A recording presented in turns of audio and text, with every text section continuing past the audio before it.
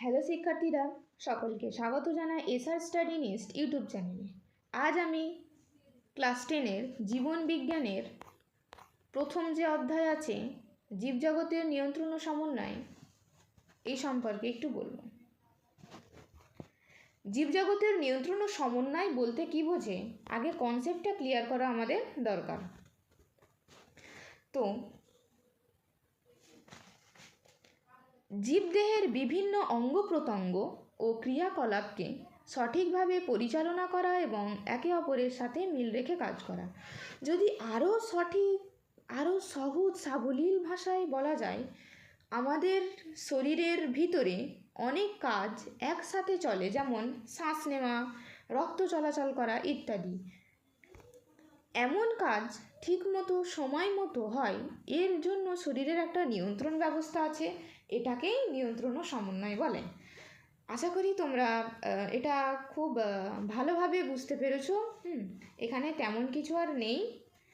এবার আমরা এখানে অবশ্যই সংবেদনশীলতা ও উদ্দীপকটা দেখে রাখতে হবে। সংবেদনশীলতা কাকে বলে?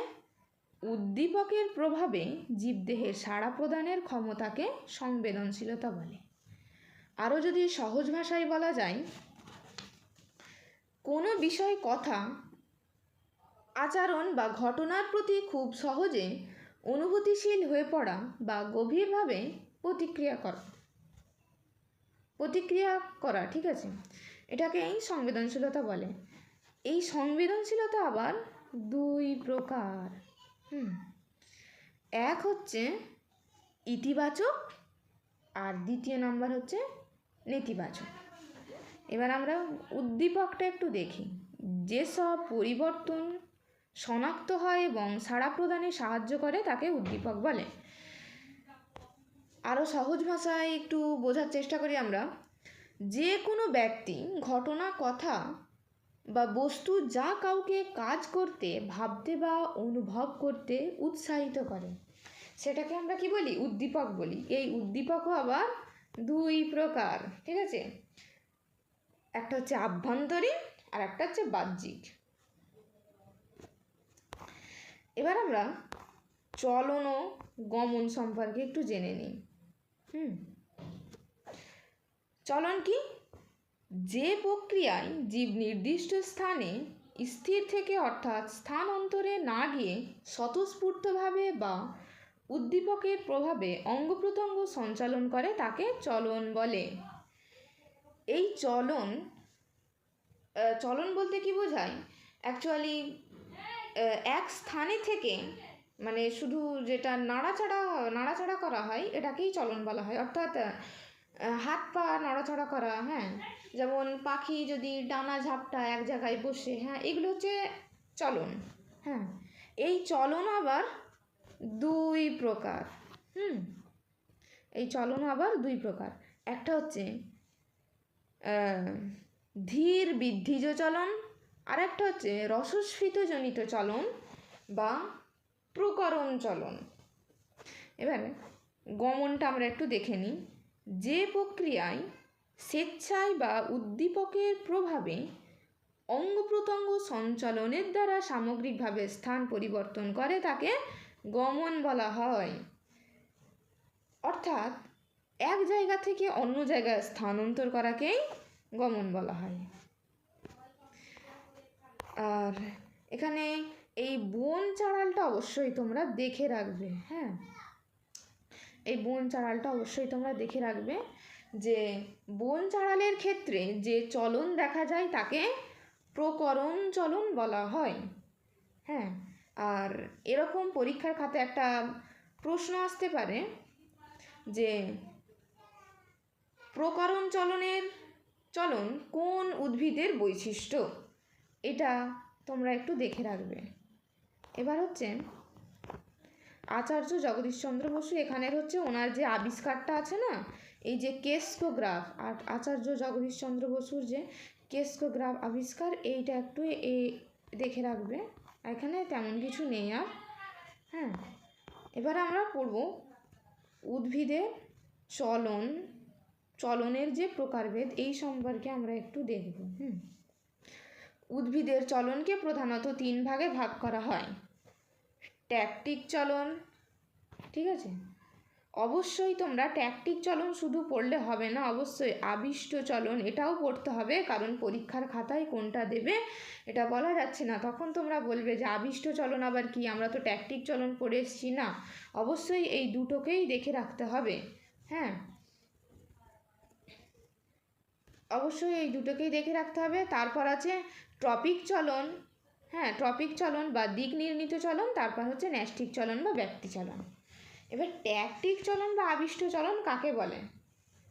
আলো, তাপমাত্রা, রাসায়নিক পদার্থ, বিদ্যুৎ শক্তি প্রভৃতি বহিস্থ উদ্দীপকের প্রভাবে উদ্ভিদ কিংবা উদ্ভিদের অঙ্গের স্থান পরিবর্তনকে ট্যাকটিক চলন বা আবিষ্ট চলন বলে। তো সহজভাবে বলতে গেলে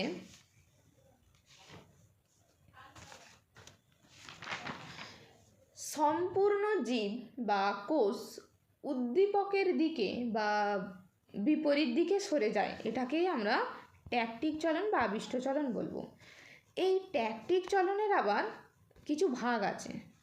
একটা হচ্ছে ফটোট্যাকটিক আর কেমোট্যাকটিক, এই দুটো আছে।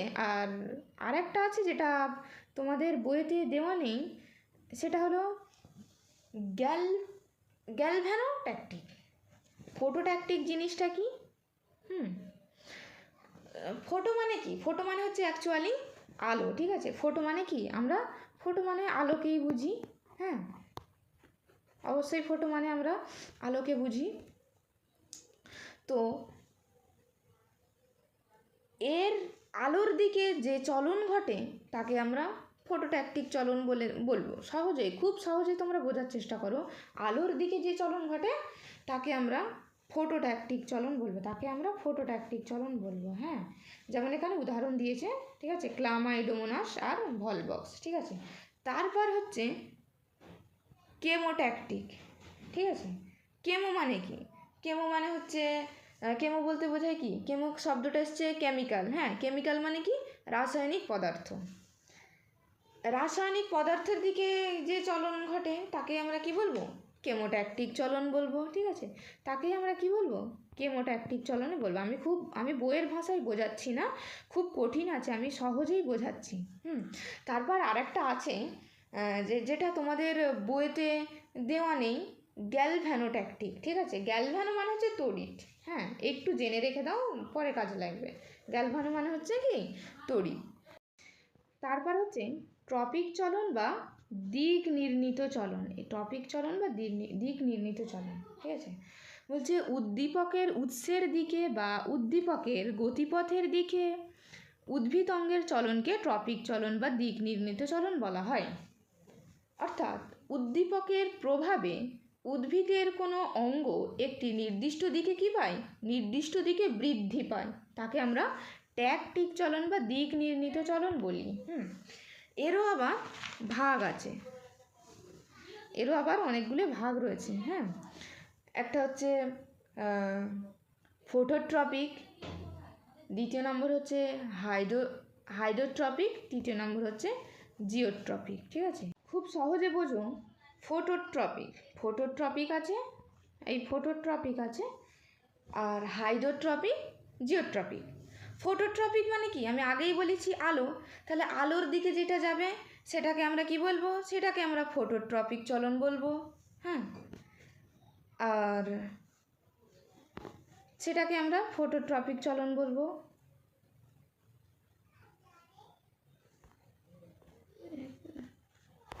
তারপর আছে হাইড্রোট্রপিক চলন হচ্ছে, হাইড্রো মানে কি? হাইড্রো মানে হচ্ছে জল।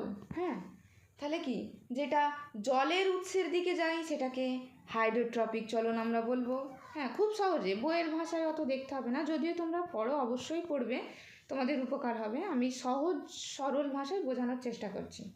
হ্যাঁ, তারপর আছে জিওট্রপিক চলন। জিওট্রপিক মানে কি? জিওট্রপিক মানে হচ্ছে অভিকর্ষজ, যে অভিকর্ষর দিকে যেটা হয় সেটাকে জিওট্রপিক চলন বলা হয়। সে যেটা অভিকর্ষের দিকে যায় সেটাকে আমরা জিওট্রপিক চলন বলে থাকি। তো